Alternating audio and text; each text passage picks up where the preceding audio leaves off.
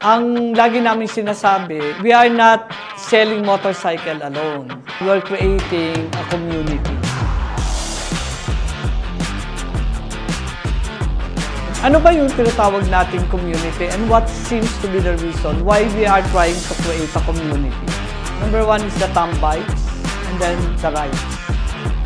Unang-una, salamat sa pagkakaisa nyo. Pinagkaisahan nyo ako para maging presidente ng grupo. Kayo na hindi ko sasayangin o sisirain yung pinagkatiwala nyo sa aking posisyon.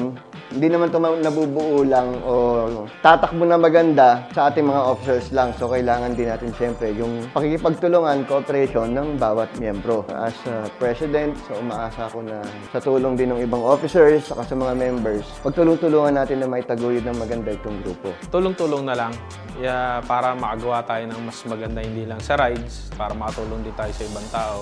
Gumanda rin yung image ng riding community kasi alam niyo naman, ang tingin sa nagmomotor is kamote. Maging disiplinado tayo sa daan, maging magandang ehemplo sa kalsada. Yun lang.